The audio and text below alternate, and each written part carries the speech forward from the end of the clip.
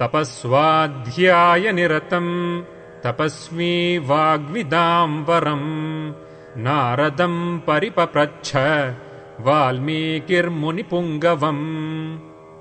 सहत्वा राक्षसान् सर्वान् यज्ञघ्नान् रघुनन्दनः ऋषिभिः पूजितः सम्यक् यथेन्द्रो विजयी पुरा। विश्वामित्रः स धर्मात्मा श्रुत्वा जनकभाषितम् वत्स रामधनुः पश्य इति राघवमब्रवीत्। तुष्टावास्य तदा वंशम् प्रविश्य स विशाम्पतेः शयनीयम् नरेन्द्रस्य तदासाद्य व्यतिष्ठत। वनवासं हि सङ्ख्याय वासांस्याभरणानि च भर्तारमनुगच्छन्त्यै सीतायै श्वशुरो ददौ।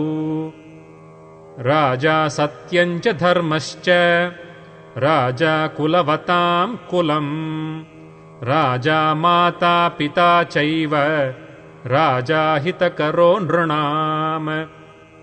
निरीक्ष्य स मुहूर्तम् तु ददर्श भरतो गुरुम् उटजे राममासीनम् जटावल्कलधारिणम्।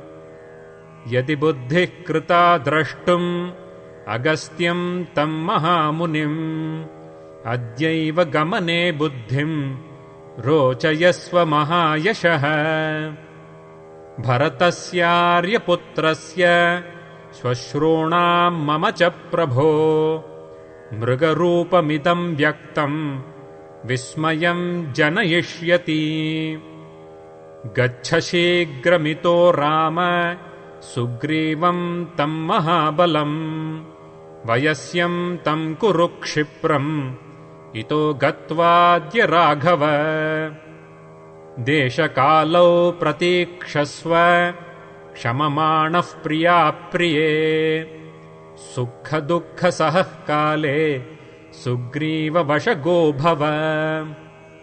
वन्द्यास्ते तु तपःसिद्धाः तपसा वीतकल्मषाः प्रष्टव्यास्तेऽपि सीतायाः प्रवृत्तिम् विनयान्वितैः। स निर्जित्य पुरीम् श्रेष्ठाम् लङ्काम् ताम् कामरूपिणीम् विक्रमेण महातेजा हनुमान् मारुतात्मजः। धन्या देवाः स गन्धर्वाः सिद्धाश्च परमर्षयः मम पश्यन्ति ये नाथम् रामम् राजीवलोचनम्। मङ्गलाभिमुखी तस्य सा तदासीन् महाकपेः उपतस्थे विशालाक्षी प्रयता हव्यवाहनम्। हितम् महार्थम् मृदुहेतुसंहितम् व्यतीतकालायति सम्प्रतिक्षमम्।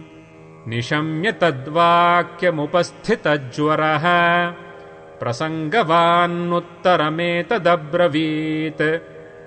धर्मात्मा रक्षसाम् श्रेष्ठः सम्प्राप्तोऽयम् विभीषणः।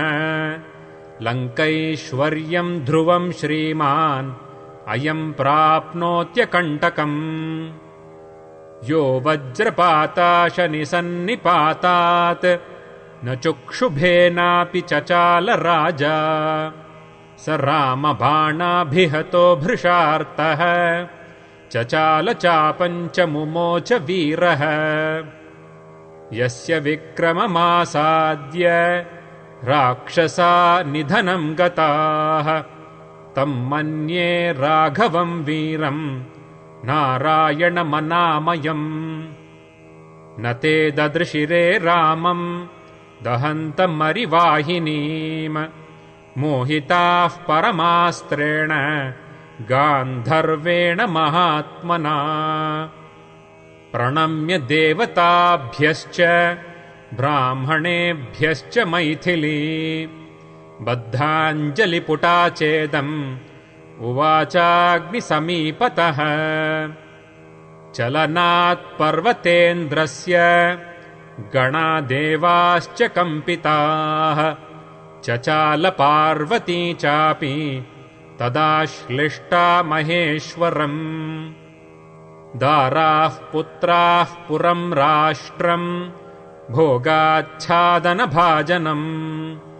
सर्वमेवाविभक्तन्नो